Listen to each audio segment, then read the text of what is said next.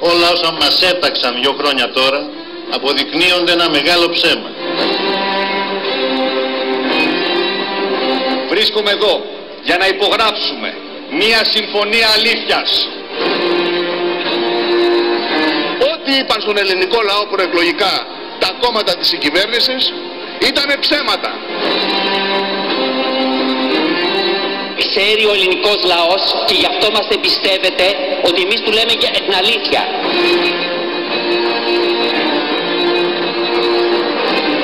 Εμείς και την αλήθεια μόνο λέμε και προσφέρουμε ελπίδα.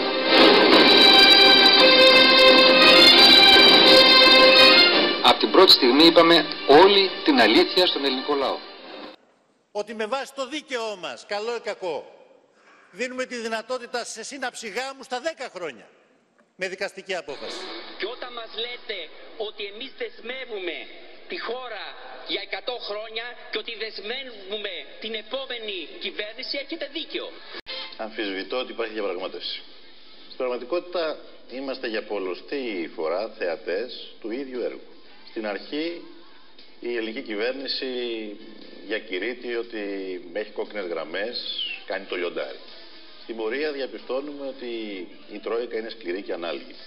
Στη συνέχεια διακόπτονται οι συνομιλίες και κάθε φορά διαμορφώνεται ένα κλίμα τρομοκρατίας, το οποίο δεν αφορά την κυβέρνηση, κυρίως αφορά τον ελληνικό λαό, το πολιτικό σύστημα και εμάς, όλους μας αφορά. Και στο τέλος βρισκόμαστε στο ίδιο έργο θεατές, την ίδια οπισθοχώρηση, άτακτη υποχώρηση, πολλές φορές και αυτογελιοποίηση. Μια καλή είδηση. Ό,τι είπε ο κύριος Πρωθυπουργός είναι άγιος. Πιστεύω ότι ήταν η πρώτη φορά που είχαμε μια διαπραγμάτευση που δεν έληξε με σκορ Μπαρτσελώνα Πανελευσηνιακός. Γιατί αποτύχατε, κύριε Τσίπρα, και στους 5 στόχους. Σύγκριση πραγματικότητα Τσίπρα, το σκορ είναι 5-0. Είπατε ότι χάσαμε 5-0. Αλλά τελικά μας τρελάνατε στα αυτογκόλ. Εάν είναι να πάμε με το συμβατικό σύστημα, έχουμε πεθάνει με 10 γκολ από τα αποδυτήρια. Όταν παίζεις με την Μπαρτσελώνα, σημασία έχει να μην πας σε αγώνες μπαράζ. Εμάς το παιχνίδι μας έχει φαντασία. Άρα θα μπορούσα να παρομοιάσω το ΣΥΡΙΖΑ με την Μπαρτσελώνα. Ο Πανελευσηνιακός κέρδισε την Μπαρτσελώνα 7-5. Η Νέα Δημοκρατία ανοίγει τις πόρτες της σε όλους τους πολίτες και ανοίγει επίσης τα παράθυρά της σε κάθε νέα αντίληψη. Ένα κόμμα που θα έχει ανοιχτές πόρτες για όλους, θα έχει ανοιχτά παράθυρα, θα έχει φρέσκο αέρα. Η Νέα Δημοκρατία είναι παράταξη. Δεν είναι απλά ένα κόμμα. Έχει ανοιχτές πόρτες, παράθυρα. Κάνουμε ένα προσυνέδριο πραγματικού διαλόγου, ένα συνέδριο ουσίας, ανοίγοντας πόρτες και παράθυρα. Η Νέα Δημοκρατία θα κατέβει μόνη της στις εκλογές. Από εκεί και πέρα είμαστε ανοιχτοί να ανοίξουμε τις πόρτες και τα παράθυρα της Νέας Δημοκρατίας. Αλλά εγώ δεν είμαι εδώ πέρα να σας πω ότι θα σκίσω τις δεσμεύσεις που ανέλαβε ο κ. Τσίπρας. Προσέξτε τη διαφορά. Εγώ λέω ότι αυτές οι δεσμεύσεις είναι δεσμεύσεις που δεσμεύουν τη χώρα, τις υπέγραψε ο κ. Τσίπρας. Θα επιχειρήσω να τις συζητήσω με τους πιστωτές μας, όχι αμέσως, αλλά αφού έχω κερδίσει πρώτα την αξιοπιστία τους.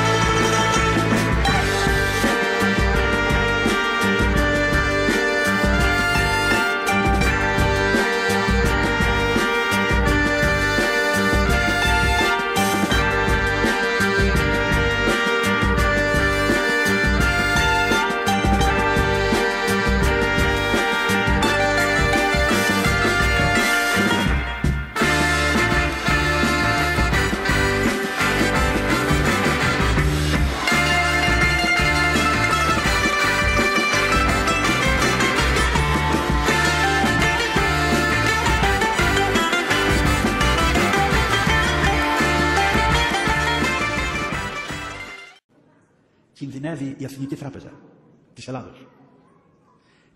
Εάν η Εθνική Τράπεζα της Ελλάδος κινδυνεύσει και δηλαδή αχρηστευτεί, εμείς τότε τελειώσαμε οικονομικά.